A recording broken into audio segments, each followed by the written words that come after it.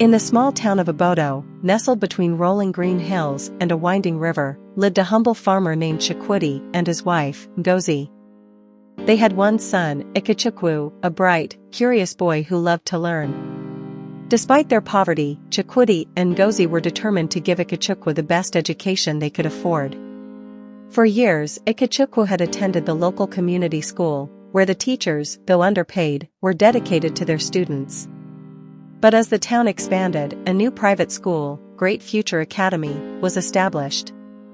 The school boasted of modern classrooms, well-dressed teachers, and a strict academic curriculum. Chikwudi, believing that a private school would provide a better education, sold part of his farmland and enrolled Ikechukwu there. What Chikwudi didn't know was that not all teachers were passionate about shaping young minds. Some were merely looking for jobs, others were bitter about their salaries, and a few, like Mr. Kalu, Ikechukwu's new class teacher, were outright dangerous. Mr. Kalu was a tall, wiry man in his late 40s.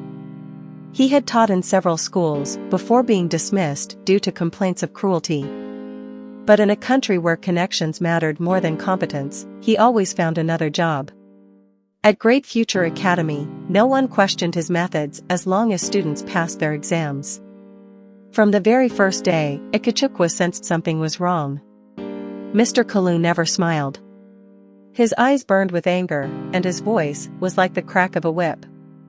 He ruled his classroom with fear, using a long, flexible cane to keep the children in line. "Education is for the strong," he often said. "If you cannot endure pain, you will never succeed." Whenever a student made a mistake, whether in mathematics, English, or even failing to recite a poem properly, Mr. Kalu would lash them mercilessly. The school's management turned a blind eye. After all, the students were performing well, and parents were satisfied.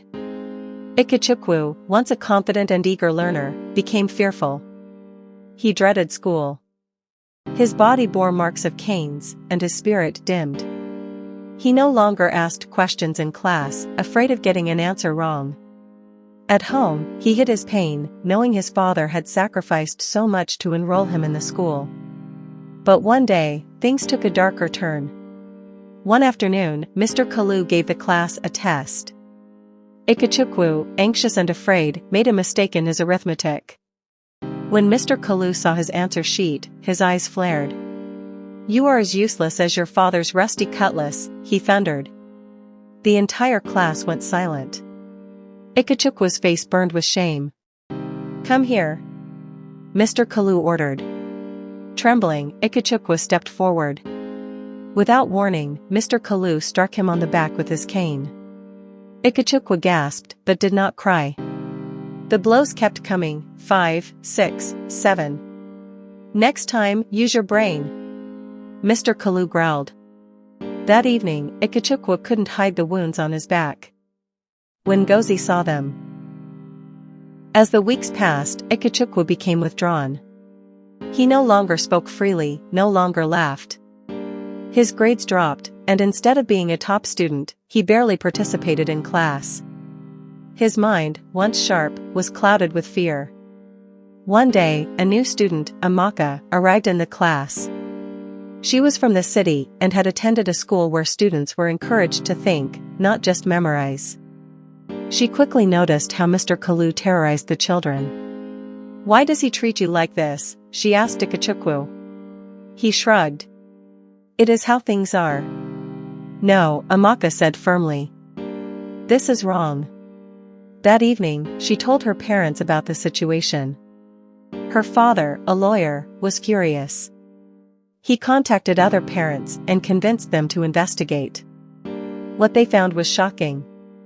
Many students had scars, others had lost confidence, and some had even developed speech problems due to excessive fear. The parents confronted the school's management, demanding action. Under pressure, the school fired Mr. Kalu. But for Ikechukwu, the damage had already been done. His love for learning had been replaced by anxiety. It took months of care from his mother, encouragement from his father, and patient tutoring from Amaka's family before he slowly regained confidence. Eventually, Chikwudi moved him back to the community school, where teachers nurtured their students rather than breaking them. Years later, Ikechukwu became a teacher himself, not one who ruled by fear, but one who taught with kindness and patience. He understood firsthand what happened when children were left in the hands of bad teachers. And he vowed that no child under his care would ever suffer as he had. The moral of the story: a bad teacher can ruin a child's future, crush their confidence, and destroy their love for learning. Education should never be about fear, it should be about inspiration. In Africa, where corporal punishment is often seen as discipline, we must learn the difference between guidance and abuse. Because when you leave your child with a bad teacher, you don't just risk their education, you risk their entire future.